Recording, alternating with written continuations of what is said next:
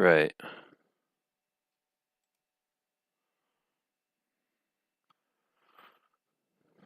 All right. Hello, everybody. This is Secular Sekai with Tridents against Tyrants. And welcome. Thank you for joining us for this fundraiser stream today. We're going to be doing more in the coming days because the fundraiser in question actually is coming to a close soon. So, please be sure to check the link in the description. I'll be putting it into the chat here very soon as well. If you can hear me, give me a plus plus in chat, please. I see Anna. I see M35 Benvids. I see, I see a few other people listed as currently viewing, but I only see those two. But I only see those two in chat so far from my side. All right. Let's see. Okay, I see a plus plus. Perfect. All right. So we're going to go over a little bit of news. Today we are doing another fundraiser. So we do have the updated amounts, and I think a few more donations from PayPal were put into the monobank jar recently. So thank you very much to everyone who's continued to help with the fundraiser for the 110th Mechanized Brigade. Right now, I'm gonna hide that progress bar though. If you want to donate to it, you still can, of course. But we are going to be doing another fundraiser today. So today the focus is going to be on, for anyone who isn't familiar with him, Brit is the call sign for a British soldier who is currently serving in Ukraine. And let me pull up some information right quick. Welcome, Irma. Welcome, Mitch Ashdown. All right. Let me share window capture.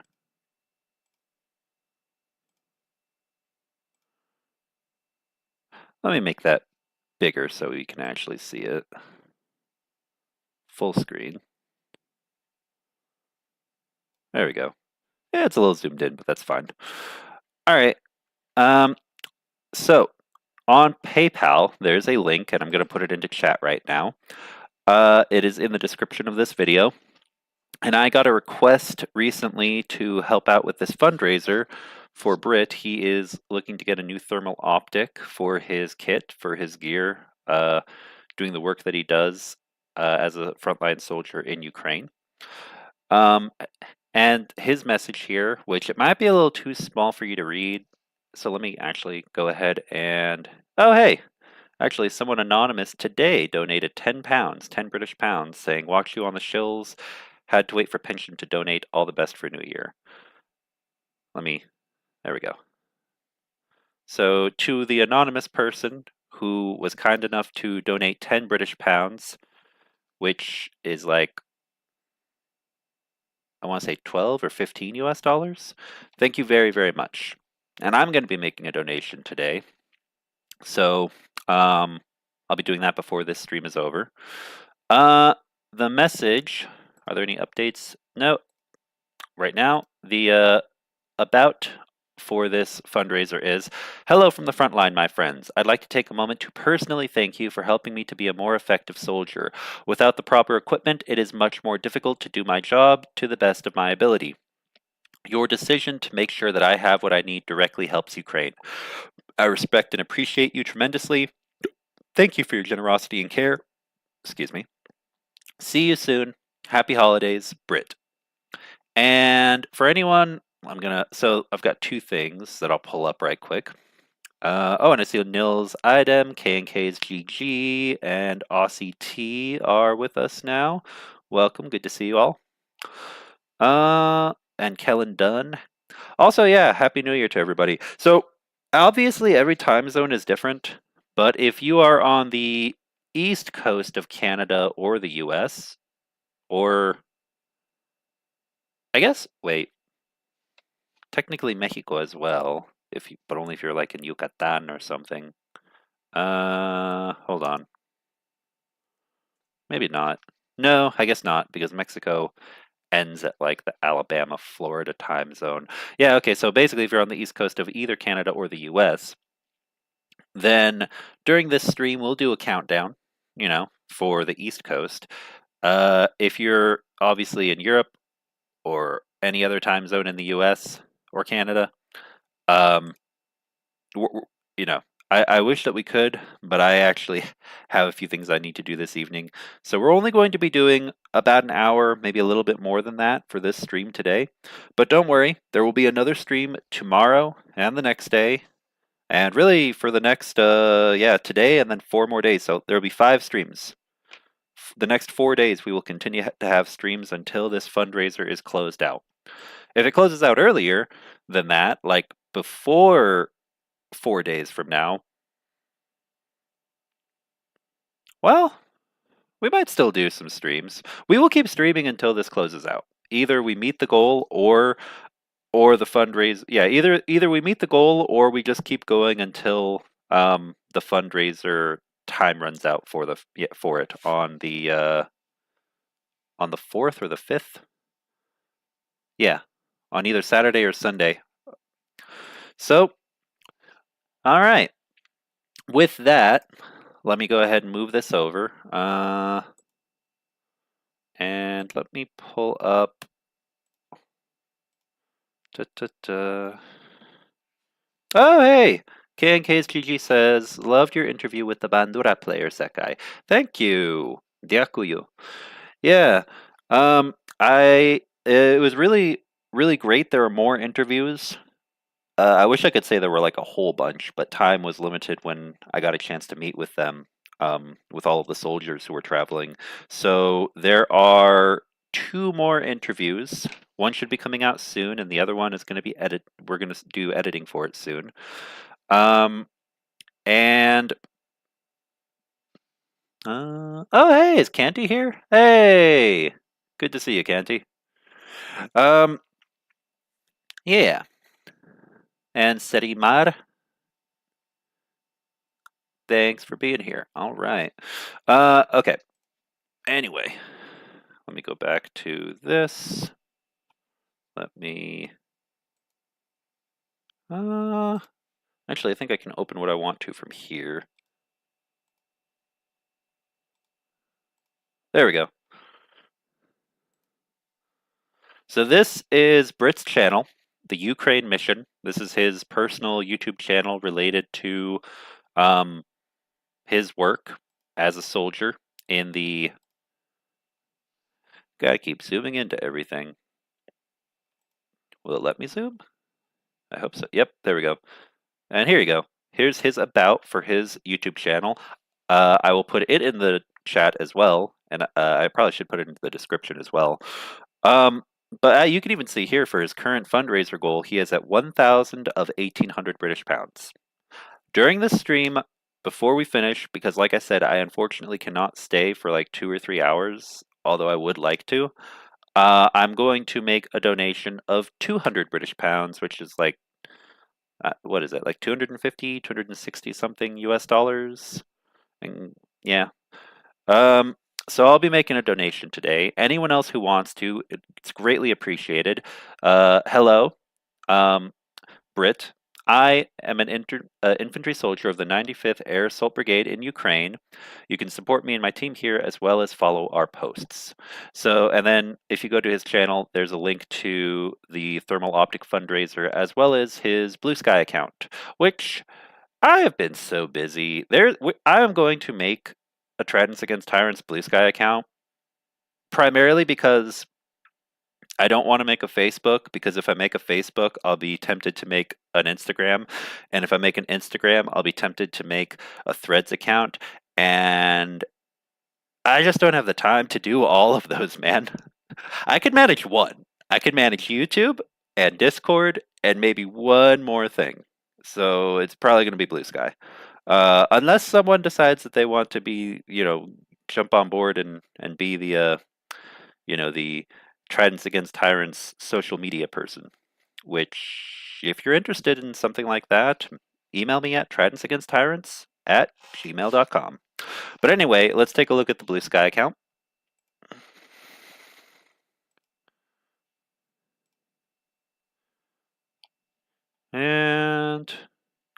Yep, here we go. Britain and Ukraine.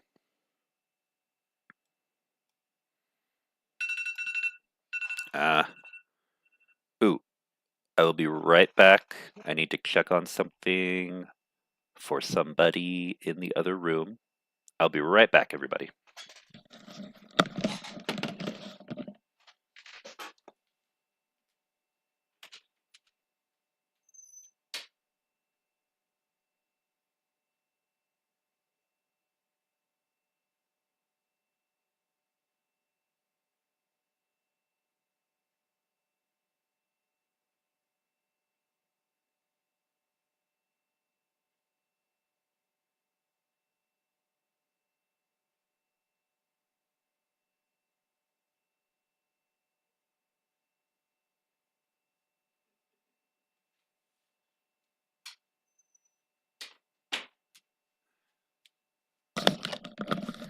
Okay, and I'm back.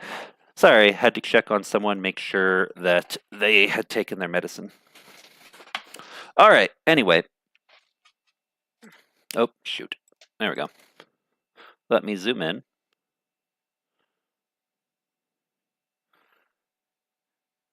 Hopefully not by too much.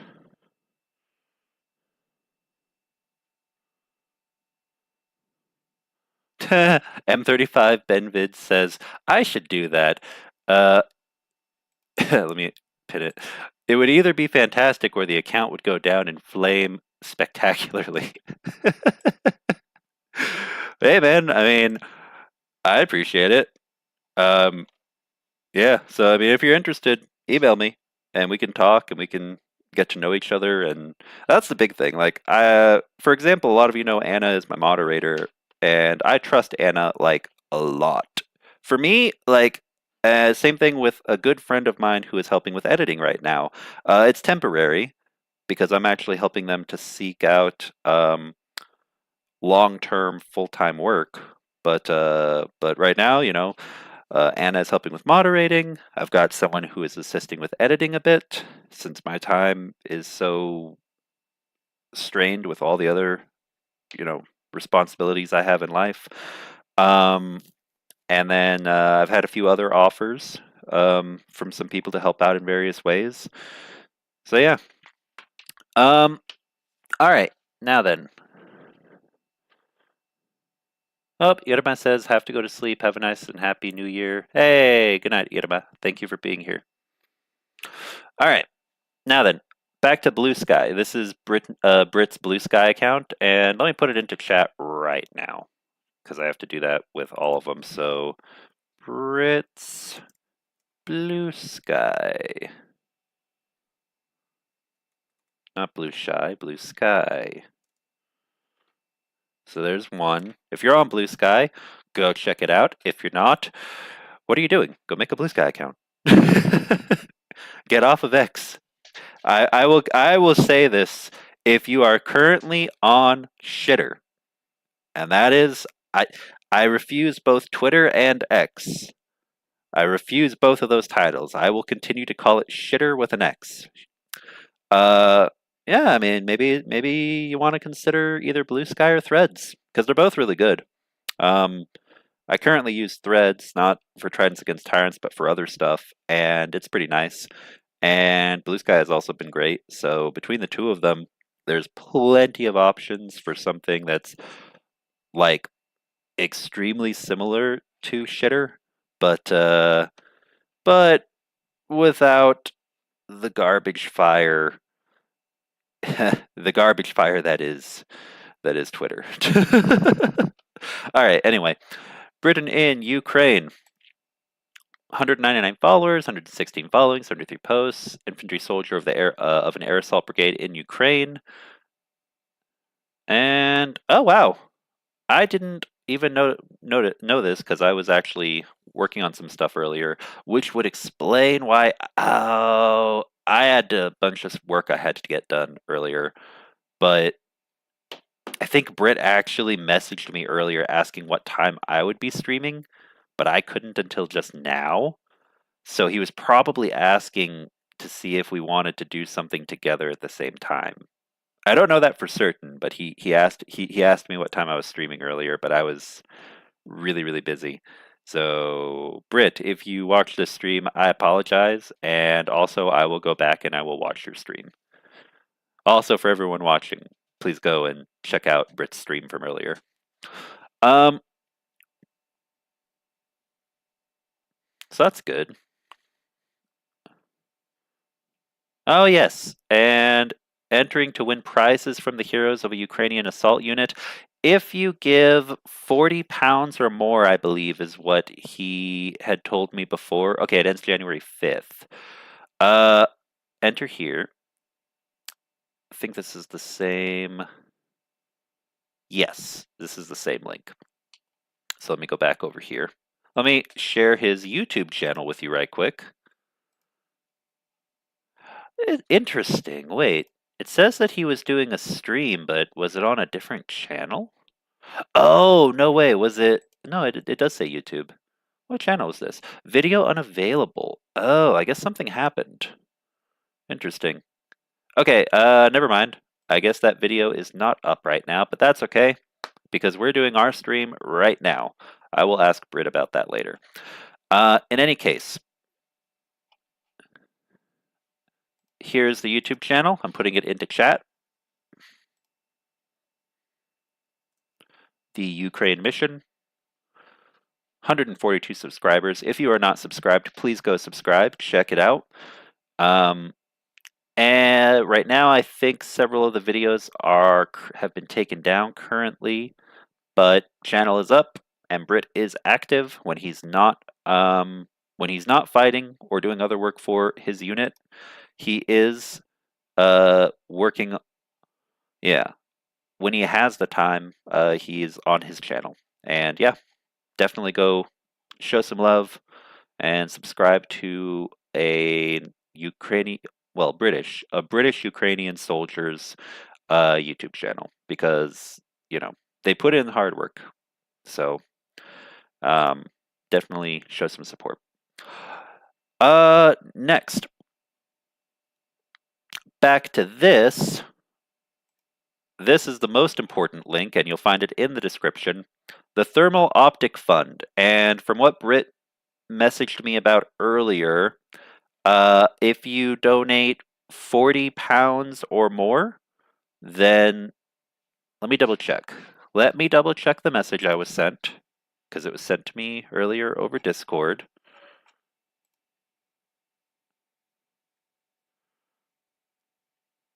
Ah, okay.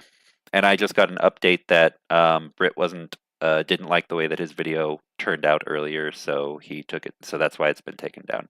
Okay, okay. Canty is here with us as well.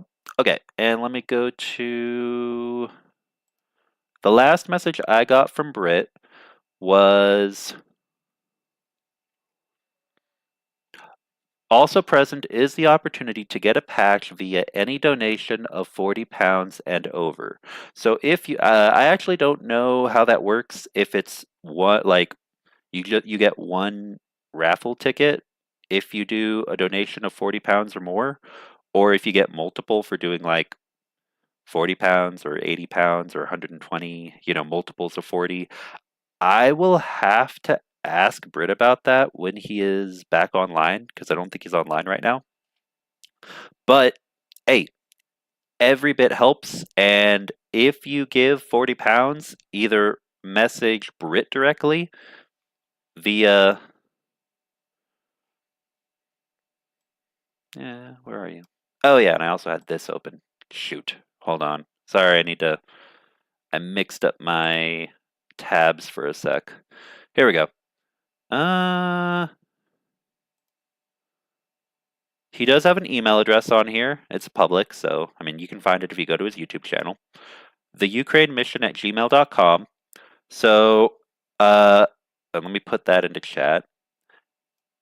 If you do a donation of 40 British pounds or more, then email Brit at the Ukraine mission at gmail.com, or you can email me to let me know, and I will inform him.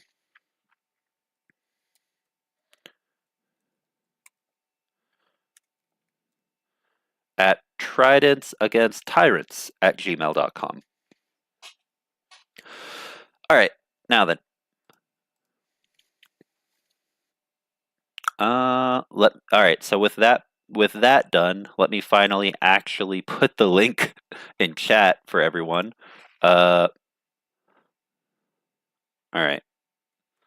Thermal optic fundraiser. Boom. All right, and there it is. So I'll go ahead and pin it. Actually, I'm pinning the thermal optic fundraiser link for PayPal in the chat. Also for tonight, yeah, once again, as a reminder, not just tonight, but always, if if PayPal does not work for you, then if for any reason PayPal just doesn't work for you and Super Chat is the only way you would be able to donate, then let me know if you want a Super Chat to go toward this fundraiser for Brit, and I will go ahead and transfer that money over for you. So please try PayPal first. That is the best way to give. If PayPal does not work for you, then feel free to do a Super Chat and indicate that you want it to be for Brit and for the thermal optic. Because Super Chats by default are to support the channel, but anyone, anytime who tells me that they want their Super Chat to go toward soldiers or civilians in Ukraine or any other fundraisers that we do, I will always respect that, and I will always make sure that the money gets transferred there. So, yeah, that is the PSA regarding Super Chats. Anyway, next. All right. I think that pretty much covers it. The only other part left then would be, let's take a look at a few videos because Brit has been on the shills. So, but when he's on the shills, of course, it's a panel with a lot of people. So Brit isn't the primary, um, focus. It's like everyone involved is just streaming together and providing information about what they do. So, and the various fundraisers they're doing. So let me go to this instead. Let me make sure that volume is turned on for the screen capture. Oh, it is. Yeah, perfect. And let me go to Brit's YouTube channel. There's one video up right now, and it's just a 20-second video actually. So, this is a video from when he stacked and detonated 2 anti-tank mines in Ukraine. Let's hope that it's not too expensive. Or, I'm sorry, not too loud. Where did I get the word expensive? Anyway, I hope it's not too loud. Alright. Let's see, make sure the volume is working.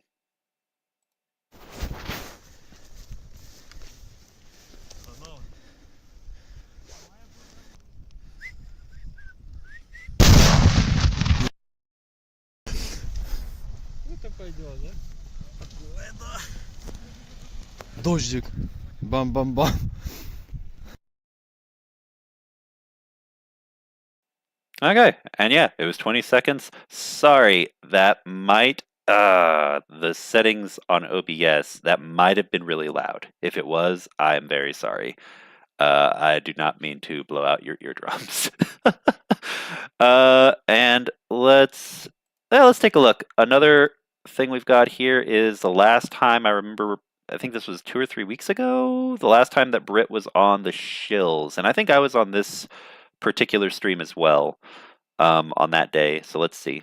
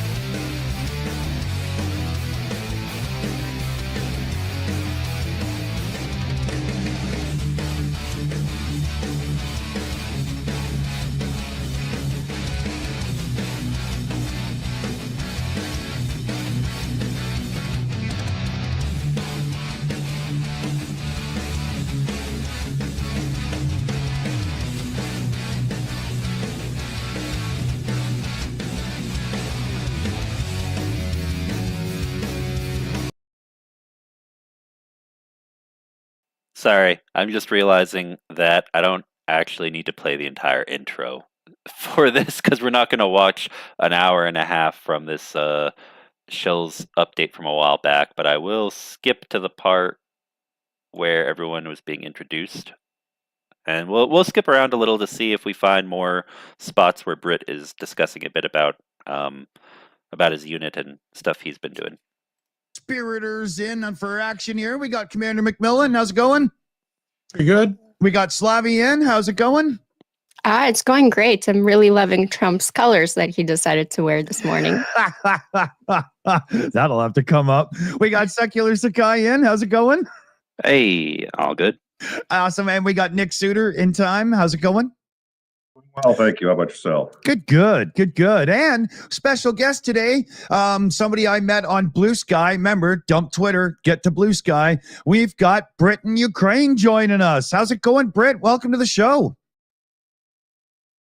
Oh, thank you for having me. Thank you. Awesome. So let's give everybody a little introduction to yourself and what you're doing. I mean, he's not going to be giving you any secret information in here or anything, people. You can see, we're playing the secret security game here. But yeah, let everybody know who you are and what you're doing. Yeah, give some basics. So I come to Ukraine in early 2023.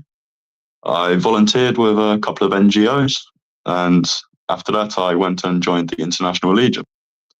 I served there for some time, went home for Christmas, and I come back and joined the regular army of Ukraine.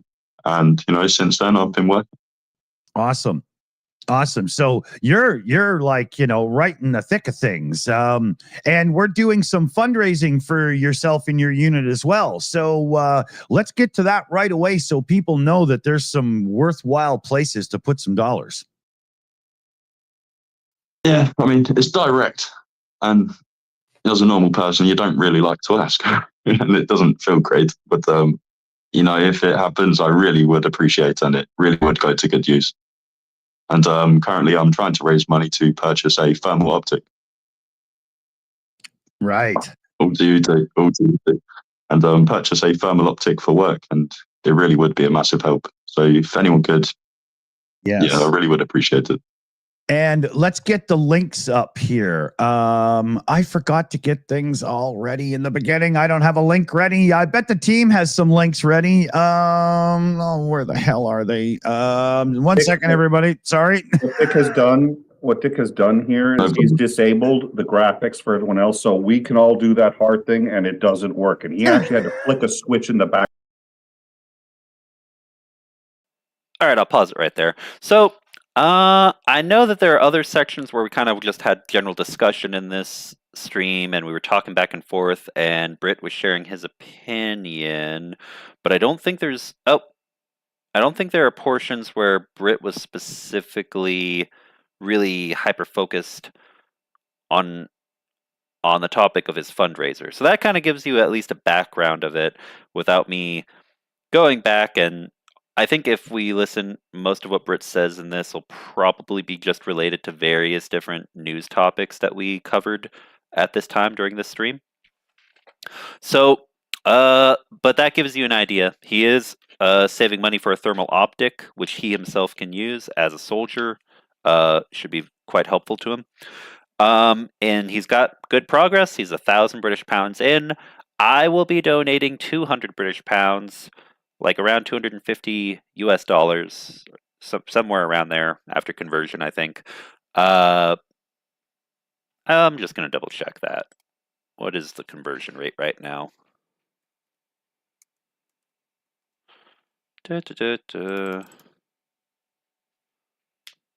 Yeah. Well, $250.96. So yeah, I will be donating that much today. And so that'll leave 600 pounds sterling left that he needs, which is $752.89. So if you don't know conversions and you are an American listening, that's where we're at. After I make my donation later in the stream, we'll be sitting at $750 to $753 left to fundraise. So anyone who wishes to help, it's greatly appreciated.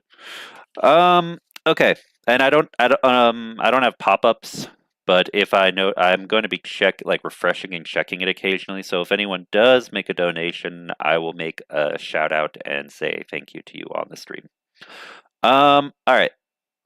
Now let's close this. Let's go back to this. All right. And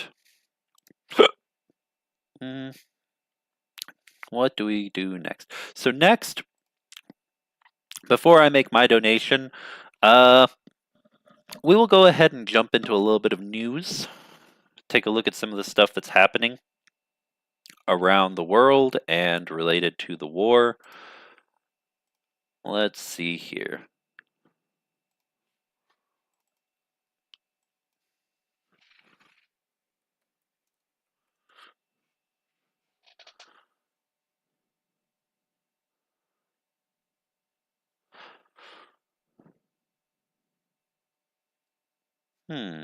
Let's see.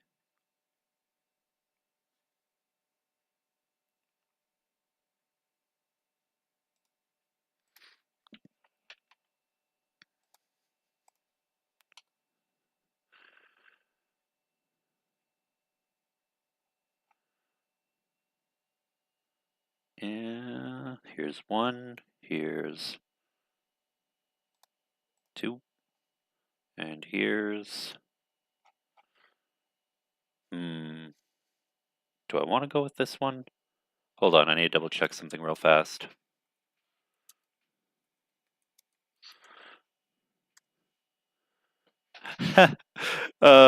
Dang. Sorry, I found something and it's so interesting because... Oh no, that's NTD.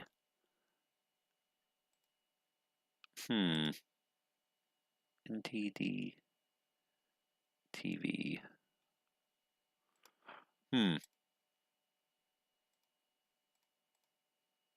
NDTV. Trying to remember if this is a legitimate news source or not that I'm looking at. One moment.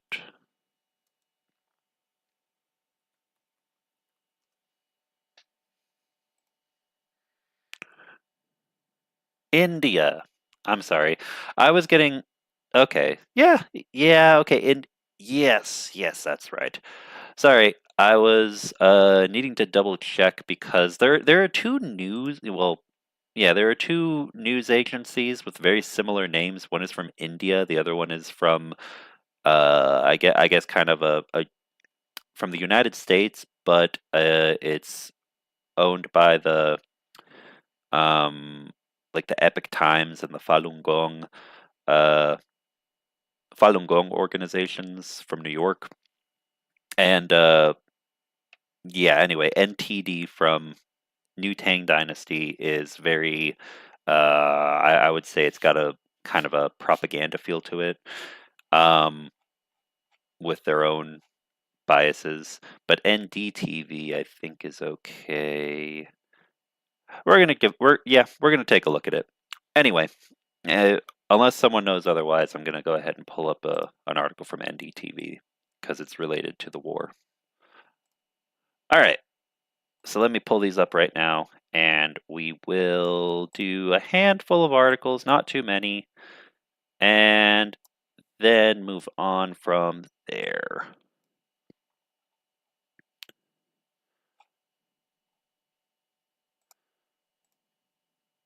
Oh, geez, so many ads. Oh, maybe we're not, because for some reason it won't show me the full article. What if I go into reader mode?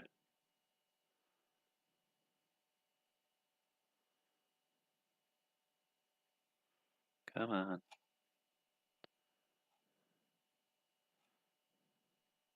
Yep. Okay. There we go. All right, let me pull this up now.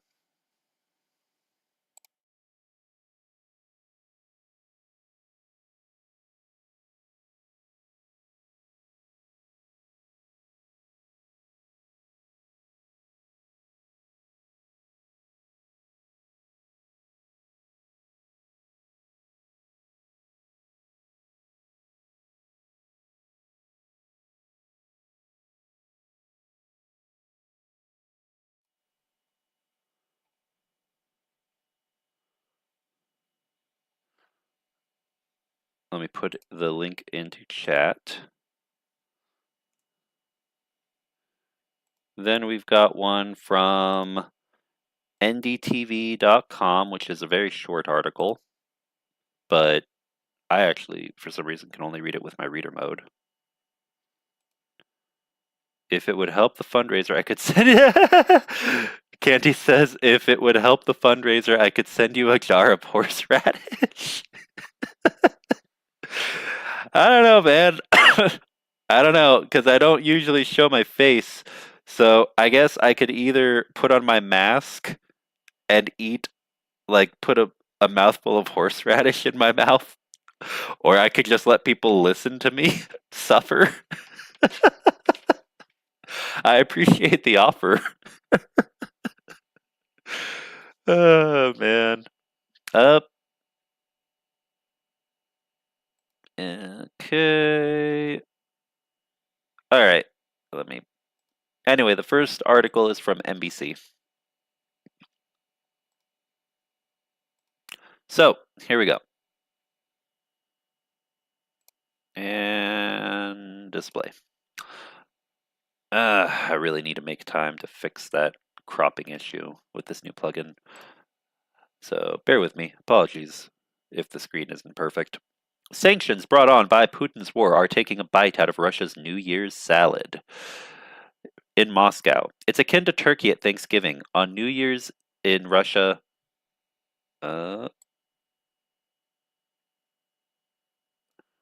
revelers traditionally consume lashings of Olivier salad. It was introduced to the then Russian Empire in 1860 by French chef Lucien Olivier, but these days everyone has a slightly different recipe. It's so popular that the cost of its staple ingredients, which usually include sausage, potatoes, and dollops of mayonnaise, have their own price index that's tracked by the media. With soaring inflation and the ruble dropping to one of its lowest levels against the dollar since President Vladimir Putin launched his war in Ukraine, this year, Russians will have to pay more for the dish, which is traditionally served alongside caviar and tangerines before the new year is toasted in. That tells you that it's supposed to be a lavish thing if you're serving it with caviar and tangerines. Jeez. Along with rising food prices, a weaker ruble following the latest round of American sanctions in November has fueled inflation and driven up the cost of imports into Russia. A huge increase in military spending has also led to labor, supply, and production shortages. And while workers from every industry have volunteered or been called up to serve in Ukraine, farming has been among the worst affected. The so-called Olivier Index, which monitors how much it costs to make one of the salads for 4 people, is up 16%. I can't believe that's actually an index that they have. I guess people look up the Olivier index on Yandex in Russia, which, okay. All right, whatever. Is up 16% year over year to 414 rubles from 348, according to Rosstat, Russia's federal statistics agency. That's equivalent to a jump to $3.94 from $3.31. Okay. And prices have shot up for other groceries such as eggs, up 45% since January, and butter, up almost 40%, according to data released this month by Rosstat. Potatoes, meanwhile, cost almost twice as much as they did a year ago. Between November and December alone, they rose 10% from 99.99 rubles to 109.99, according to an NBC News analysis. While not a staple food, caviar has shot up to almost 9,000 rubles per kilo from 6,000 in December 2023, Eurostat found. The fact that people are still buying caviar, you see, sanctions are having an effect, but like 45%, 40%, all right, but we need it to be more like 145, 140, 300%. We really need like numbers of this caliber, which, yeah, unfortunately, with sanctions being bypassed and the West refusing to give Ukraine more of what it needs and stand with Ukraine as it needs to properly against Russia. I mean, not refusal. There is, of course, assistance, but it's not been as much as it's needed to be, and we've been saying that for 2 years now. So time will tell what happens. Let's see. So ordinary people for whom the average salary is around 830 US dollars a month are feeling the pinch. Everything's getting more expensive: bread, meat, vegetables, fruits. Svetlana Govorukina told NBC News in a telephone interview earlier this month. I can see everything is getting more expensive, but as I can still afford all I need, added Govorukina, a 69-year-old music teacher from Kaluga, a city around 125 miles south of Moscow. I can support myself even in the current situation, but as long as I cannot do anything about the economic situation, I prefer not to waste my emotions on it, she added. Uh, yeah, so, but you see, that's the thing. People are still able to afford things even though they're feeling the pinch. It needs to be more than that. Sanctions, if they're really meant to be effective, should be making it so that the everyday Russian citizen is outraged and fed up because they can't afford food, or they have to make the decisions between food or rent or medicine. um so basically, sanctions are having an effect, but it's not enough. But that puts her in the minority, as rising prices become the most pressing concern for Russians in most regions. According to a study published December 27th by Cross, a Moscow-based marketing and communications agency, prices replaced the war in Ukraine as the main concern for the first time since February 2022, when Putin ordered the invasion of his neighbor. According to the findings, which are based on analysis of social media trends and reports in traditional news media, the rise in prices is particularly painful for the poorest. Boo-hoo. Go stop your government from doing what it is doing, and then I will have some sympathy. But the middle class, accustomed to higher levels of consumption and frequently purchasing imported goods, may feel the impact more acutely. Tatiana Stanovaya, a senior fellow at the Carnegie Russia Eurasia Center, a Berlin-based non-governmental organization, said earlier this month. And that was certainly the case for Moscow-based university worker Anna, 37, who said the cost of baby foods, diapers, and so on grew colossally as sanctions started to bite shortly after Putin launched his invasion of Ukraine and her son turned 1. Prices bounced back a bit later, but since then everything has rather been getting more and more expensive, she said.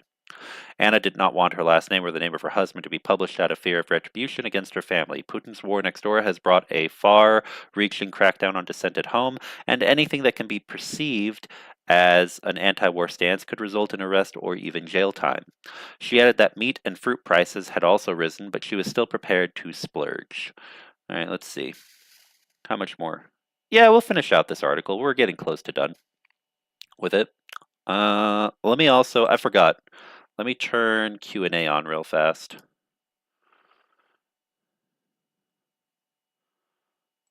Q&A.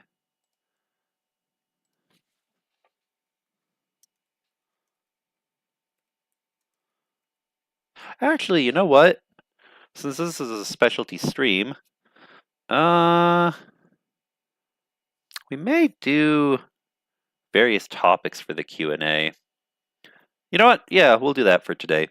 And the first topic for conversation for people's Q&A will be, do you think the Russian economy will further degrade to untenable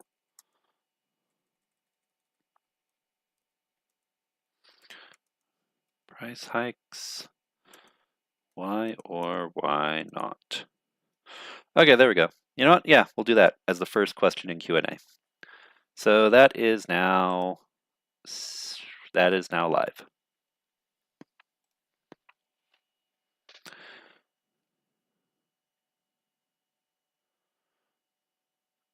Oh, hold on. People in Ukraine that lasers off the letters from the keyboard and put Ukrainian on it.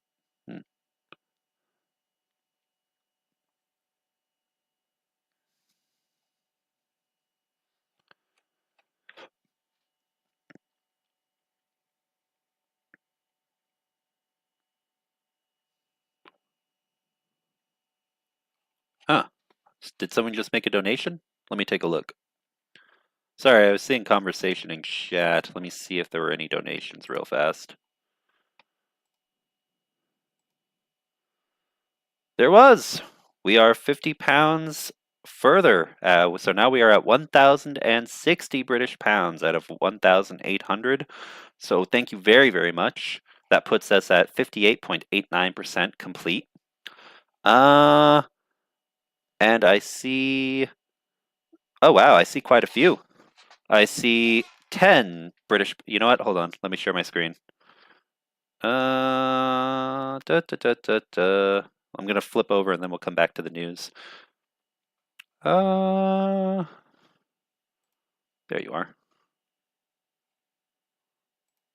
Aha. So, earlier before this, Anonymous had given 10 pounds. And just now, since we started the stream, Catherine Bell, who says Australia loves Ukraine, gave 10 British pounds. Linda Hayes gave 20 British pounds. Anonymous gave 10 British pounds. And another Anonymous gave 10 British pounds. So, altogether, 50 pounds. And we are at 1,060 pounds out of 1,800 pounds. 58.89%. Thank you very much, everybody. It is greatly appreciated. And oh wow, we only have a few minutes before the East Coast New Year's countdown. So let's keep going back. Let's go back to the news, and then we're gonna do. I guess I'll do my donation, and then we'll do the we'll do everything else. So all right, back to the news.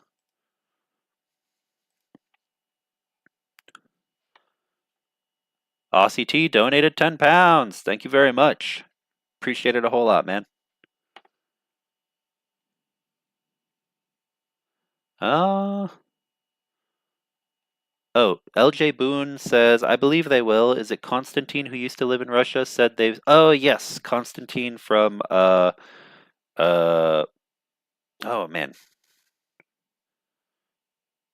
Shoot, is it No, no, no.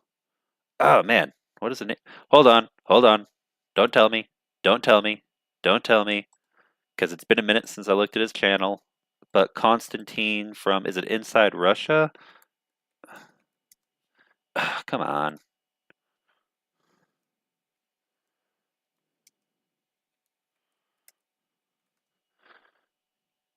Yes, yeah, Konstantin, who does the channel Inside Russia and is pro-Ukrainian.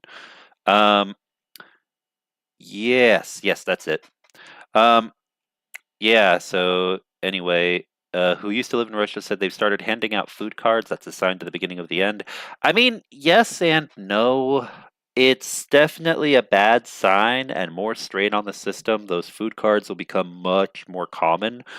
But you got to remember that when the Soviet Union existed, there was the equivalent of those food cards. In modern day Russia, they have those cards. In the United States, there are food stamps. I mean, it's not a good sign, but it's also something that's already existed for a long time. I want to see the middle class fracture in Russia. I want to see people say that they really are having to choose what they spend money on just to survive, which I know probably sounds horrible of me. I don't like people suffering, and there are people in Russia who are against this war, who would suffer.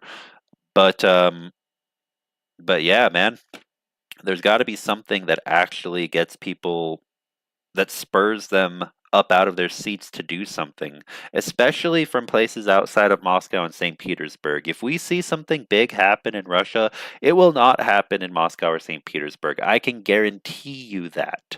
It will happen in Siberia. It will happen in Chechnya. It will happen in Dagestan. It will happen in, I don't know, name any other, maybe in Kursk. The areas, probably not, because there's a lot of soldiers there now, North Korean and Russian soldiers, who will, brutally put down any attempt at civilian protest or separatist activity, etc., because they're fighting Ukrainians in Kursk. But you get what I'm saying. If people are going to rise up, it's not going to happen in Moscow or St. Petersburg. in my opinion. Anyway, all right, back to the news. All right. When all right, when I see the final sum at the checkout, oh yeah, I start worrying as it used to be significantly smaller for the same list. Anna said, but I still buy the same. I am not cutting back on anything. She added that she was going to make Olivier salad for New Year's, but would use potatoes grown by her mother-in-law, who, like many Russians, is mindful of previous economic hardship and keeps her own vegetable garden. As for the sparkling wine, we will go with Italian. We are ready to pay more for it, Anna said. Her husband's major complaint is that there is no good beer anymore, she said. He just does not like Russian beer brands. Yeah, okay. Ugh. Meanwhile, people are being blown up. Yeah. Yeah, it's naive of me, but I keep hoping that there will be more outrage and more truly well organized opposition to the madness that is United Russia and Putin, his machinations. An overheating economy. Addressing the economy at his annual end-of-year news conference earlier this month, Putin said that inflation was a problem and that the country's economy was overheating. In part, he blamed international sanctions for price rises because they make logistics more expensive, but he also appeared to criticize Russia's central bank for failing to tame inflation. In an apparent response, the bank did not raise its interest rate to 23% the following day, a move that had been widely expected. While the social and financial difficulties have yet to translate into significant political dissent, even with substantial repression, avoiding large-scale anger over economic issues matters to the authorities, and it appears to matter to Putin. Alex Brit of the Eurasia Group, a New York-based political risk consultancy, said in an interview earlier this month. He added that Putin had been able to shift the blame for high prices away from himself and onto the government or businesses in the past, and will probably do that again. Yeah, no, that's not uncommon at all with strongman politicians. It's not my fault. Don't blame me. It's because of these greedy CEOs. It's because of these incompetent, government officials who I will have to straighten out. We need to, to borrow something from his favorite little brown noser in Washington D.C., Donald Trump. Putin will probably make a Russian equivalent of the phrase that he needs to drain the swamp. There's always someone else to shift the blame to. Always, always, always. All right. Nonetheless, he said, the rising prices would put a lot of pressure on the government to show that it is handling the situation with minimal disruption to the public's holiday festivities. Back in Russia, music teacher Govorukina, was determined to make the best of the New Year celebrations. We didn't eat a lot when we were younger, and now as we have gotten older, we need even less. I can afford caviar, but not crab meat, though it is now hard to find a good one, she said. Okay. I have friends. What's interesting though is one country's luxury product might be completely like a poor man's food in another country. Lobster, for example, is considered a rich person's food today, but 100 years ago, lobster was very much a poor man's food. And the economic differences, the cultural difference of association with lobster was like if you were poor and you were a fisherman, you were eating lobster. If you were rich, you were eating whatever was in vogue for rich people to eat back in those days. So I actually have no idea. Maybe caviar isn't considered a luxury product in Russia, but I actually don't know for certain. If anyone knows, let me know in the comment. I have friends who complain, but I am not like that. Your lifestyle is more important than money. I love music and going to concerts. I love my job. This helps to somewhat cushion these blows. We have never had a rich life. So anyway, this all just to highlight the fact that sanctions are having an effect, but it needs to be a lot more. A lot more. And that will go into the topic of our next article. Well, actually, no. That'll go into the topic of the article after this next one. Actually, no. You know what? I'm going to flip them. I will flip the two articles because this one's more relevant to what we just read. One sec.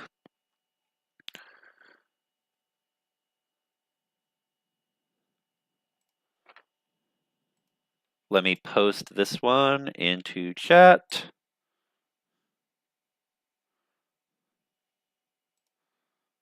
M35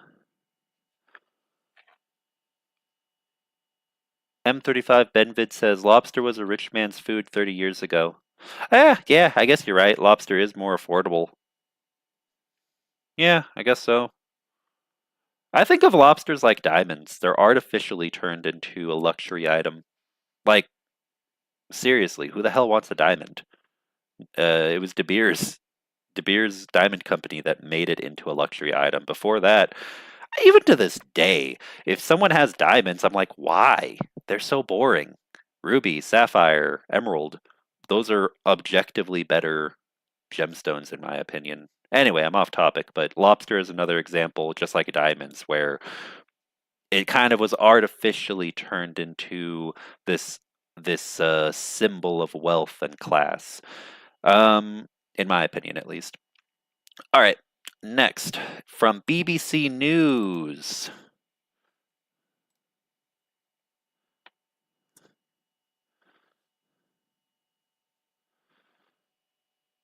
And then let me open reader mode.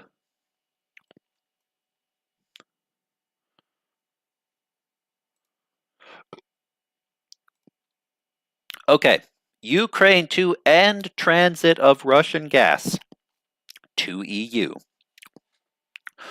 Russian gas supplies to EU states via Ukraine are to end on Wednesday, when a 5-year deal between Ukraine's gas transit operator Naftogaz and Russia's Gazprom expires. Now, keep in mind, everyone, despite this war, both the EU, Russia, and Ukraine had all still been collaborating to make sure that Russian gas originating from the country of the fake Federation of Russia, Moscovia, made its way to EU nation states through Ukraine. To me, that is appalling and insane, but it goes to show international geopolitics. It's about money and resources. That's what it comes down to, whether people like it or not. Ukrainian President Volodymyr Zelensky said his country would not allow Russia to earn additional billions on our blood and had given the EU a year to prepare. The European Commission said the continent's gas system was resilient and flexible and that it had sufficient capacity to cope with the end of transit via Ukraine. Russia will still be able to send gas to Hungary as well as Turkey and Serbia through the Turk Stream pipeline across the Black Sea. Wow. Well, I guess that goes to show where the relations right now between Russia and Turkey stand. Because, geez. I've said it before and I'll say it again. The only time there will be true conflict between Turkey and Russia is when their borders touch. So if something drastic happens in Republic of Georgia and Armenia, maybe we would see Turkey and Russia end up butting heads if they were actually if Russian soldiers were on Turkey's doorstep or vice versa. But otherwise, yeah, no. They're two authoritarian systems that are basically just using one another whenever it's convenient to get what they want. All right, anyway. The stopping of the flow through Ukraine marks the end of an era of cheap Russian gas in the EU. Slovakia is the most affected, while the European Commission says the impact will be limited thanks to careful planning and alternative supplies. However, the strategic and symbolic impact for the whole of Europe is enormous. Russia has lost an important market that Russian President Vladimir Putin says EU countries will suffer most. But Russian President Vladimir Putin says EU countries will suffer most. The EU has significantly reduced imports of gas from Russia since it launched its full-scale invasion of Ukraine in 2022, but a number of Eastern members states still depend largely on the supplies, making Russia about 5 billion euros or $5.2 billion, 4.2 billion British pounds a year. Russian gas made up less than 10% of the EU's gas imports in 2023, according to figures from the bloc, compared with 40% in 2021. But several EU members, including Slovakia and Austria, continue to import significant amounts of gas from Russia. Austria's energy regulator said it did not forecast any supply disruption as it had diversified sources and built up reserves. But Ukraine's decision has already caused serious tensions with Slovakia, which is now the main entry point of Russian gas into the EU, and earned transit fees from piping the gas onto Austria, Hungary, and Italy. That's a problem. Hungary's already been enough of an issue, but Hungary is absolutely dependent on Turkey. Don't let anyone tell you otherwise. It's not the EU, it's not Russia, it's Turkey that really maybe doesn't hold the purse strings, but without Turkey, Hungary would have a hell of a time keeping their system the way it is in defiance of the EU without having to buckle and basically make some concessions regarding how they run their government. Let's see. On Friday, but yeah, if Slovakia is now the main entry point and they're earning transit fees, especially Fico's party in government, then that will be a problem as time goes on. Again, Hungary, until something happens with Turkey, Hungary, much like Azerbaijan, is a bit of a lost cause. So Slovakia, if there is anyone from Czech Republic, Czechia, or Slovakia listening, or if you know anyone from either of these countries who would be willing to work more closely with Slovak opposition against what Fico is trying to transform the country into, his influence, please encourage it. Slovakian politics do make a bigger difference than people realize. I know they're not at the center of the news all the time, but please, please, please do not ignore it and do not think that it does not matter, because doing so will result in another Hungary situation where 20 years from now, people ask, how the hell did Slovakia become so broken that it's a de facto one-party state? Anyway, on Friday, Slovakia's Prime Minister Robert Fico, who had just made a surprise visit to Moscow for talks with Russian President Vladimir Putin, threatened to stop the supply of electricity to Ukraine. This prompted Mr. Zelensky to accuse him of helping Mr. Putin fund the war and weaken Ukraine. Fico is dragging Slovakia into Russia's attempts to cause more suffering for Ukrainians, the Ukrainian president said. Poland has offered to support Kiev in case Slovakia cuts off its electricity exports, supplies that are crucial to Ukraine, whose power plants come under regular attack from Russia. Moldova, which is not part of the EU, could be seriously affected by the end of the transit agreement. The gas fueled a power plant on which Moldova relies for most of its electricity needs. It also supplied the Russia-backed breakaway region of Transnistria, a small sliver of land sandwiched between Moldova and Ukraine. I will say this: no longer being reliant on that gas will probably make it so that Moldova has to get closer to Romania. But again, Turkish politics will make a big difference here. Where will Moldova get its gas, and where will its politics lean? Toward the EU? Toward Turkey? Toward Russia? Let us see how that plays out.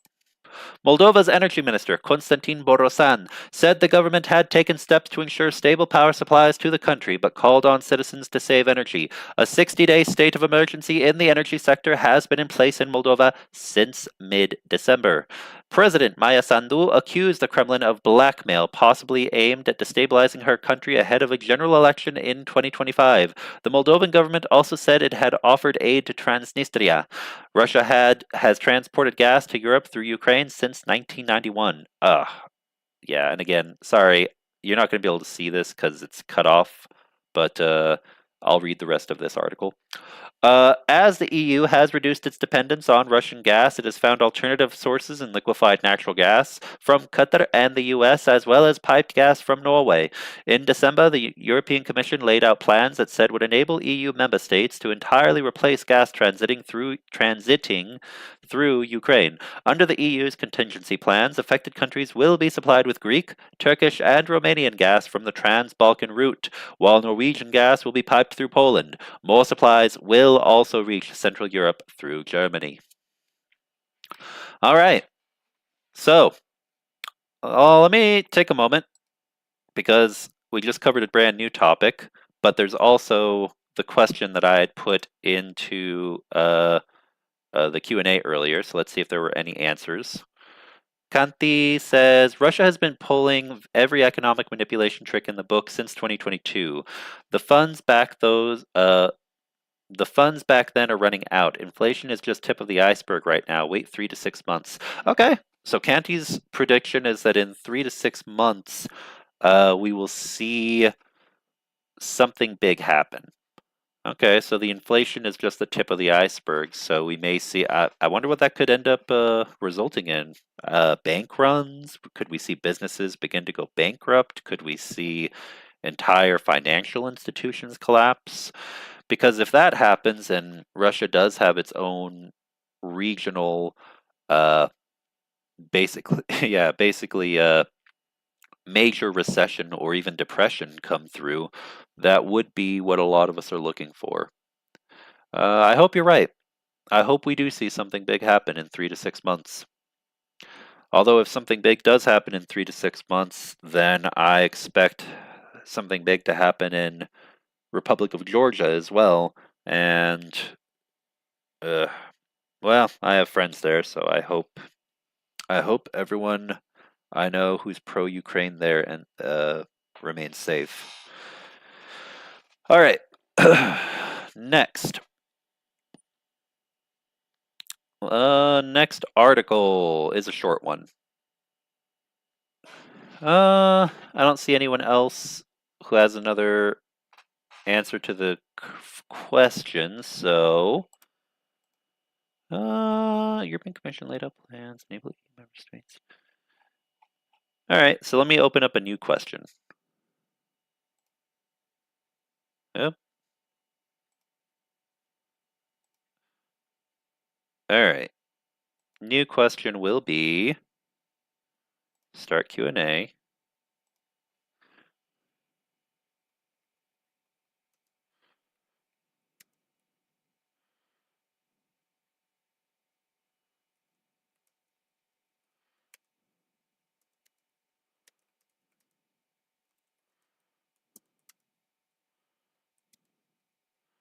All right, will Europe adapt properly as a whole to the cutoff of Russian gas? That'll be the next question, so that's in the Q&A now.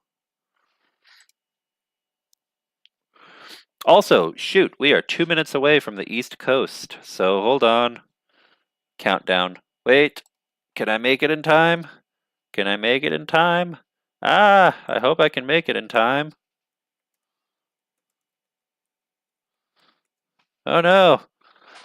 Live. New Year's, we'll do the New Year's Eve ball drop in Times Square.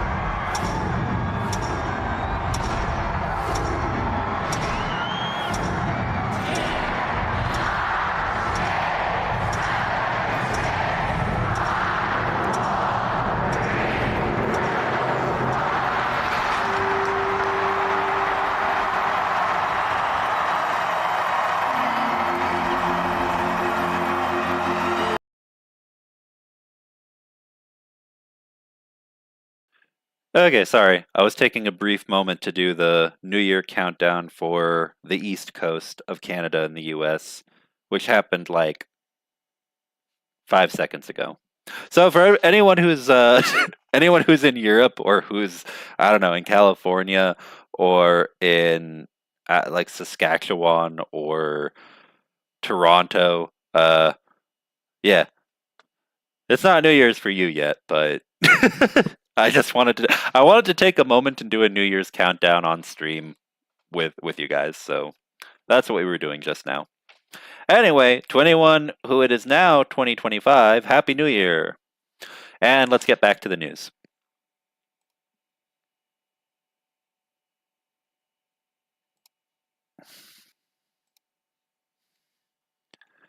Yeah. K-Bell says it's 4 o'clock. It's 1600 already. Yeah. I know. But not for everybody. Happy New Year, laggers. Says Aussie T. All right. And let's keep going. So we've got the other question in chat or in Q&A. Canty also has an answer. He says, it depends on the result of the war. If Ukraine keeps Donbass and Ukraine joins the EU, if there's enough gas reserves in Ukraine to supply EU for hundreds of years, they just need to be developed. Yeah, this is true. This is true. And that's also part of the reason why Russia is so desperate to not allow Ukraine to get back any of Crimea or the Donbass because of all of the natural gas and oil. So, yeah, it really just does come down to that. Who's going to control the resources? And, yeah, it's going to be rough, guys. If this ends up being a ceasefire situation where Russia is able to hold military control of those resources. But again, in the long term, we shall see. Also, a lot of the world is not the whole world, but a lot of the world is likely to move away from fossil fuels and oil for vehicles in the future. So, you know, I don't think this will be the case because there's still going to be a market for it no matter what in the decades to come. But it would be so it would be so darkly hilarious if Russia did all of this shit for gas and oil only to find that a huge part of the financial value of it plummets. And that would probably put both Russia and the Middle East into complete disarray. The United States as well, because I don't say the US actually updating for everyone to go electric, but it would probably put them into such disarray to go through all of this just to find that the majority of the world decides to start buying electric vehicles. And if that happens, it'll probably just make China super rich because they're at the forefront of producing said vehicles. So, yeah. Anyway. All right. Back to it. But yeah, it would be. I do agree with you, Canty. Yeah, the result of the war will determine a lot of things. All right, back to next article. Kenty says, "I hate to say this, but I think the resource wars from Fallout games is starting right now." Oh yeah, dude. Absolutely. It started a long time ago. Resource wars never end. Resource wars have been going on since the 1950s, right after World War II. It never stops. There's always a scramble for resources. Fucking Russia, with their obsession over oil and gas and toxic hyper nationalism, literally just made an announcement. Was it what's his name, Salyavov? That one guy from Russian media made the statement again about how Alaska should be returned to Russia, that Russia should take Alaska. Expect that to end up being something that gets repeated ad nauseum again and again in Russian media. especially if they think that the United States will somehow weaken. Like the UK and the US are both being targeted in different ways to become politically and militarily destabilized. So, Brits and Americans, don't let that happen.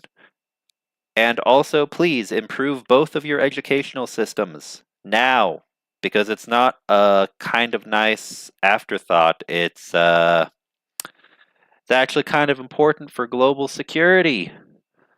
So respect your teachers, pay them a fair wage, and please get all of the nationalist, far right, and other forms of extremist rhetoric out of your out of all of that, please. Yeah, that's my that is my PSA to any Brits and Americans listening right now. Please go nurture your educational systems. All right, now then.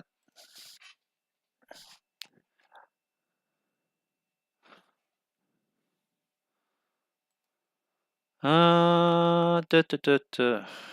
are we? Oh yes, this article is very short, so it won't take very long. This is the NDTV article. Let me. Oh, there we go. From NDTV.com, I'm hit going down. Ukraine drone destroys Russian chopper for first time. A Russian helicopter pilot panicked during a radio call after being hit by a Ukrainian missile. In a radio intercept obtained by Ukrainian intelligence operatives, the military intelligence destroyed a Russian helicopter and damaged another one in the Black Sea using one of its naval drones on Tuesday. Oh, there we go. Ukraine's military intelligence service on its social media it's on their channel, their account on the social media platform X, formerly known as Twitter, posted the video of a downing of a Russian Mi-8 helicopter using Ukrainian Magura V5 naval drone. The video shows splashes as gunfire strikes the water around the Magura drone boat, suggesting that it was under attack. The video shows a helicopter through a thermal imager, bright against the dark sky, and the firing of a missile. The video is indistinct and there is considerable movement from the rocking of the boat, but it appears to show the helicopter hit and plummeting down to crash into the sea. According to Forbes, the intercepted radio communications include the pilot saying, 482, I'm hit, going down. The intercept continues. There was an explosion. I got hit. The launch came from the water. Then there was another flash. I didn't see where it went, but the first one hit me directly and exploded nearby. I felt it on the helicopter. Some systems have failed. In a battle near Cape Tarkankut on Crimea's west coast on Tuesday, a Magura V5 maritime drone equipped with missiles hit a Russian Mi-8 helicopter. Ukraine's Hur. I'm going to correct that for NDTV because they are from India and are unaware, I'm sure, but HUR is the preferred Latinized spelling of that because in Ukrainian the sound is a h, not g sound for that letter. So the Hur spy agency said on Telegram, Hur said that it was the first time a Ukrainian naval drone had downed an air target. All right. Comments. Kyiv's military has used maritime drones to strike Russian warships and facilities on the Crimean Peninsula, seized and annexed by Moscow. Are these actually... Oh, this is someone's... Oh, here we go. Has used maritime... Let me start again. Kyiv's military has used maritime drones to strike Russian warships and facilities on the Crimean Peninsula, seized and annexed by Moscow in 2014.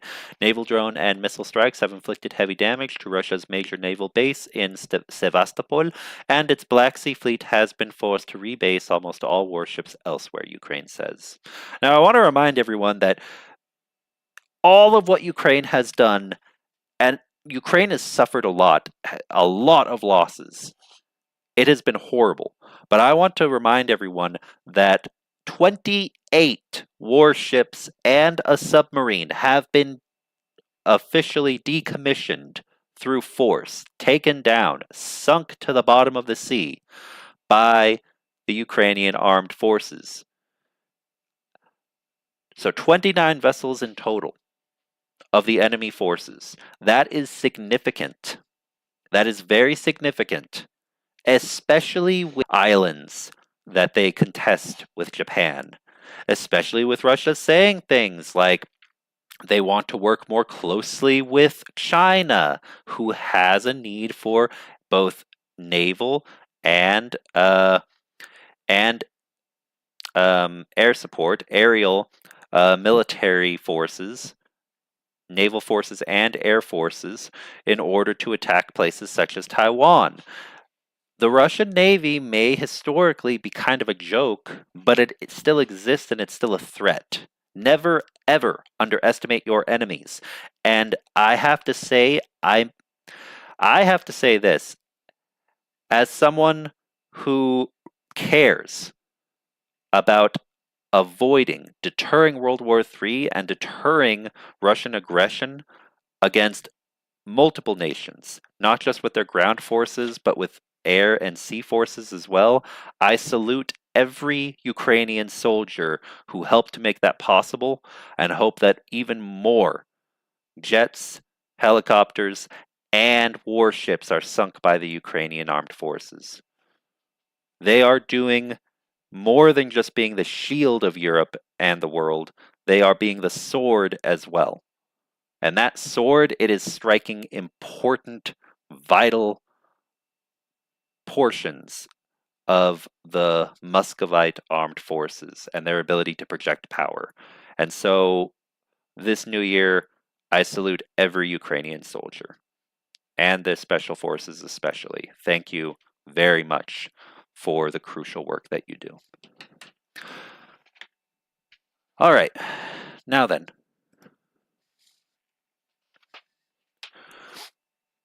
Okay.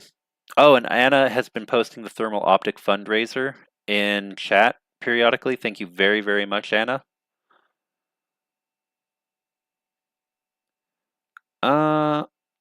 Okay.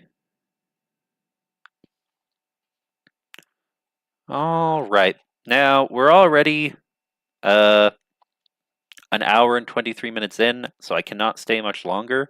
So, let me check and see if there are any other answers. Nope. Nothing else with Q&A. So, what we're going to do now is I'm going to make my donation. So let me do that real fast. One sec.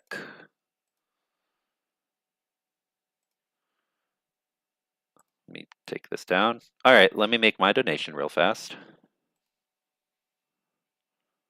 Oh, I also see we got a few more donations. Oh, okay, hold on. Let me share the screen, then I will make my donation.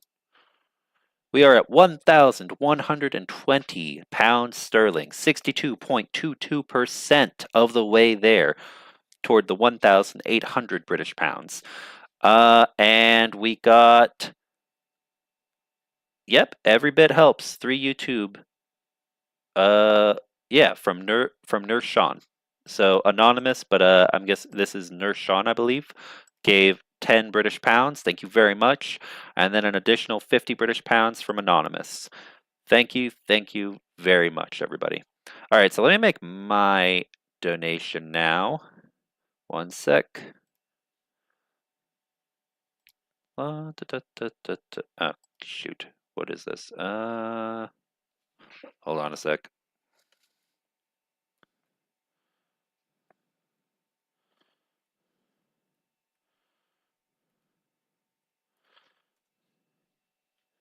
Ah, damn it.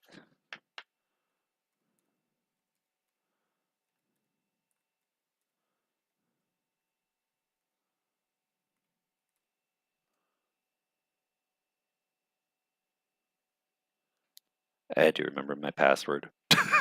Sorry. One sec. Okay. Let's see.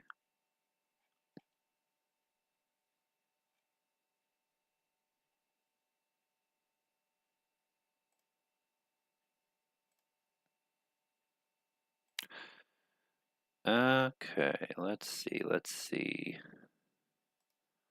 Thank you, PayPal. Okay, but I didn't want you to bring me here. Duplicate. Go back to the thermal optic fund. Refresh.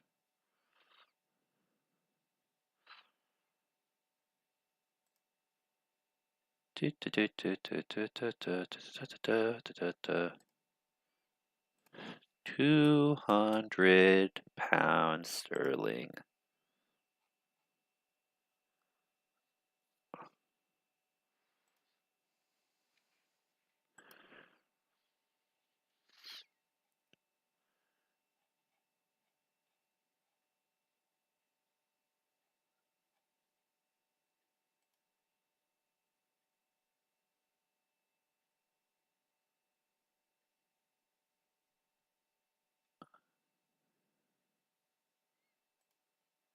Make this my payment method. Do that.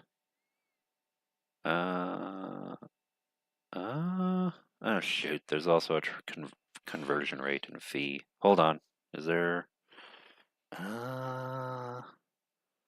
crap. I think yeah, it'll still cover it. Okay. Perfect, perfect. Donate now. All right, and let's confirm that it worked. And I just made myself anonymous as well because I actually think that my donation, because of the account I used, would have showed up as Tridents against Tyrants as the name. But I don't know for certain. So because I continue to stay anonymous, I just chose to be an anonymous donor as well. And now, haha, let me open the window capture. Yeah! Oh, it did show up. That's weird. I told it to be anonymous, but it still showed up. Okay, cool. Well, that works for me. Tridents against Tyrants, 200 British pounds. And we are at 1,320 British pounds of 1,800. So there are still 480 British pounds left, which comes out to $602 and 32 cents. So, yep. All right. Perfect. Well, I'm going to have to sign off, everybody. But thank you very, very much for being here. Thank you for showing support to Brit, to all soldiers from all nations who fight alongside Ukrainians, for showing support to Ukrainian soldiers and people. It really means a lot. Really appreciate it. Every thermal optic, every drone, every anti-drone gun, every bit of support really helps. Because soldiers really do need to know that people give a damn. It makes a big difference in morale. This is a horrific war. There are people who are mentally, emotionally, and physically being scarred for life. Of course, it's a war. People are dying. They are losing their lives. There's a lot of risk that they take. And so sometimes the smallest things, like just helping out to get a drone that's like $600 or helping to get a thermal optic that's like 1,800 British pounds, like it can make a big difference. So thank you very much. All right. Canty says, I'm one of those anonymouses. Anonymouses? or might have been directed toward others in chat. Yeah. All right. Anyway, I gotta go, guys, because I have a few family matters I need to take care of. Thank you for being here, and we will be here again tomorrow. So please, please, please share that link with everyone you know. Tell other YouTubers and other streamers. Let them know that it is going on, and we will get this right here to the finish line. Thanks for being here. Slava Ukraini, and have a great day or night, wherever you might be in the world. Thanks, everybody.